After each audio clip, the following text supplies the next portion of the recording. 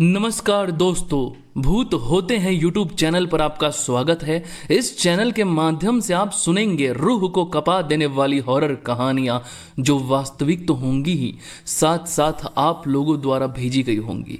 तो आज की कहानी हमें भेजी है उत्तर प्रदेश के कामरान ने। तो आइए सुनते हैं इस दिल को दहला देने वाली कहानी को। यह घटना उत्तर प्रदेश के एक छोटे से गांव मुस्तफाबाद की है, जो आज भी भूत प्रेत और जिन से जुड़ी कहानियों के लिए कुख्यात है। यह गांव लखनऊ से करीब 70 किलोमीटर दूर स्थित है।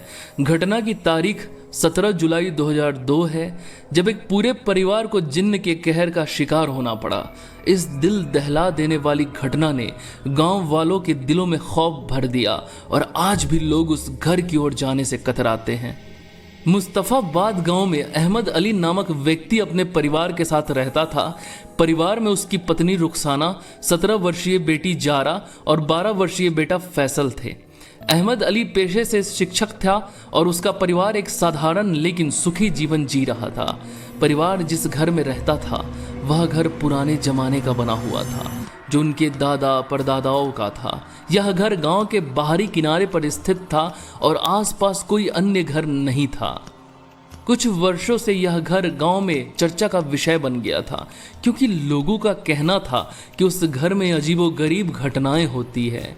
कुछ लोग दावा करते थे कि उन्होंने रात के समय उस घर के आसपास अजीब आवाजें सुनी हैं और घर के अंदर किसी परछाई को घूमते देखा है। गांव के बुजुर्गों का कहना था कि इस घर में जिन्न का वास है। यह जिन्न पुराने जमाने से उस घर से जुड़ा हुआ है और घर में रहने वालों को परेशान करता है। लेकिन अहमद अली और उसका परिवार इन सब बातों को अंधविश्वास मानते थे और उन्होंने कभी इस पर ध्यान नहीं दिया। घटना की शुरुआत जून 2002 के अंत में हुई, जब रुखसाना को अजीब अजीब सपने आने लगे। सपने में वह देखती थी कि एक काला साया जिन उसे बुला रहा है और धमकी दे रहा है कि वह इस घर को छोड़ दे, नहीं तो पूरे परिवार को मार डालेगा। शुरुआत में रुखसाना ने इसे एक बुरा सपना समझकर नज़रअंदाज कर दिया, लेकिन जब सपने लगातार आने लगे तो उसने यह बात अहमद से साझा की। अहमद ने इसे मन का वहम समझा और उसे किसी मौलवी के पास जाने की सलाह दी। रुखसाना ने गांव के मौलवी से संपर्क किया, जिन्होंने कहा कि इस घर में जिन्न का वास है और अगर जल्द ही घर खाली नहीं किया गया तो जिन्न परिवार को नुकसान पहुंचा सकता है। मौलवी ने कुछ दुआएं दी और कहा उन्हें घर के हर कोने में पढ़कर फूंके। रुखसाना ने मौलवी की बात मानी और दुआ पढ़कर पूरे घर में फूंक दी, लेकिन हालात बेहतर होने के बजाय और बदतर हो गए। कुछ दिनों बाद घर में अजीब घटनाएं होने लगी। रात के समय घर के दरवाजे और खिड़कियां अपने आप खुलने और बंद होने लगे। रुखसाना ने महसूस किया कि घर में किसी की परछाई घूम रही है, लेकिन जब वह उसे देखने की कोशिश करती तो कुछ दिखाई नहीं देता।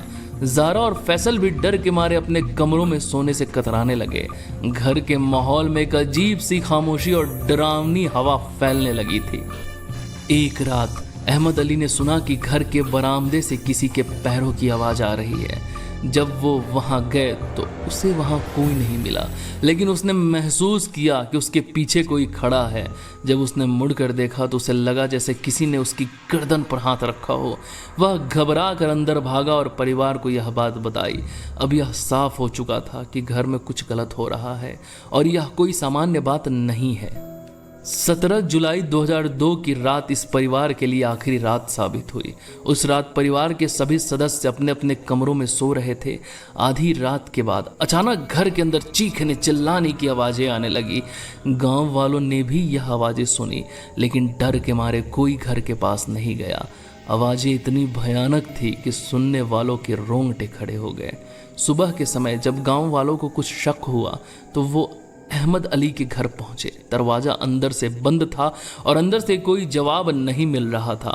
गांव के कुछ लोग जबरन दरवाज़ा तोड़कर अंदर घुसे, तो जो दृश्य उन्होंने देखा वह इतना भयावह था कि उन्हें आज भी वह दिन याद आते ही सिहरन महसूस होती है। अहमद अली और उसका परिवार मृत था, लेकिन उनकी मौत सामान्य नहीं थी। अहमद अली का शरीर छत से लटका हुआ था। उसके गले पर गहरे निशान थे, जैसे किसी ने उसे जोर से दबाया हो। रुखसाना की लाश बिस्तर पर पड़ी थी।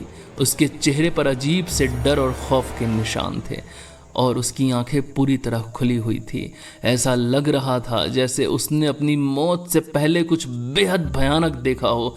ज़ारा और फैसल के शरीर एक दूसरे से लिपटे हुए मिले, जैसे वो किसी खौफनाक चीज़ से बचने की कोशिश कर रहे हो। दोनों के शरीर पर चोटों के निशान थे, लेकिन उनके आसपास किसी तरह के संघर्ष के कोई संकेत नहीं थे। यह घटना पूरे गांव में आग की तरह फैल गई। पुलिस को बुलाया गया, लेकिन वो भी इस रहस्य को सुलझाने में नाकाम रहे। किसी भी बाहरी व्यक्ति के घर में घुसने के संकेत नहीं दिख रहे थे, ना ही किसी तरह की लूटपाट हुई थी। मेडिकल रिपोर्ट में भी यह सामने आया कि परिवार की मौत प्राकृतिक नहीं थी, बल्कि किसी अज्ञात कारण से हुई थी। डॉक्टरों ने यहाँ तक कहा कि परिवार के सदस्यों के दिल शायद डर और सदमे से फट गए थे। पुलिस ने इसे आत्महत्या का मामला घोषित कर दिया, लेकिन गांव वाले इसे जिन्न कहकर मानते रहे। उनका कहना था कि जिन्न ने परिवार को इसलिए मारा क्योंकि उन्होंने घर छोड़ने से इनकार कर दिया था। लोगों का विश्वास था कि जिन्न उस घर का असली मालिक था और उसने परिवार को चेतावनी दी थी, लेकिन उन्होंने उसकी बात को नज़रअंदाज कर दिया और यही उनकी मौत का कारण बना। अहमद अली के परिवार की मौत के बाद वह घर पूरी तरह से खाली हो गया। गांव वालों ने उस घर के पास जाना भी बंद कर दिया।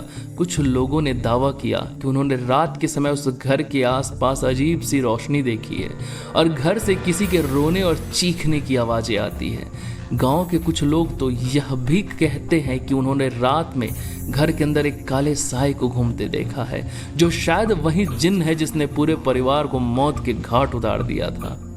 कुछ साल बाद गांव के प्रधान ने उस घर को तोड़वाने की कोशिश की, लेकिन जो भी मजदूर उस काम के लिए जाते वे अजीब अजीब बीमारियों के शिकार हो जाते या फिर किसी दुर्घटना में घायल हो जाते। आखिरकार प्रधान ने उस घर को तोड़वाने का विचार छोड़ दिया और आज भी वह घर वीरान और टूटा फूटा पड़ा है। मुस्तफाबाद की इस जिन्न की घटना ने पूरे इलाके में डर और खौफ का माहौल पैदा कर दिया। यह कहानी आज भी लोगों के जहन में ताज़ा है और लोग उस घर का नाम लेते ही कांप जाते हैं। कई लोगों का मानना है कि इस घटना ने यह साबित कर दिया कि जिन्न और भूत प्रेत जैसी चीज़ें सच में अस्तित्व में होती है और वे इंसानों की दुनिया में दखलंदाजी कर सकती है। तो दोस्तों, कैसी लगी आपको मुस्तफाबाद की जिन्न की ये सच्ची घटना? अगर अच्छी लगी हो तो वीडियो को लाइक करें, कमेंट करें, शेयर करें और चैनल को सब्सक्राइब करें। जल्द ही मिलते हैं आपसे अगली वीडियो में। तब तक के लिए धन्यवाद।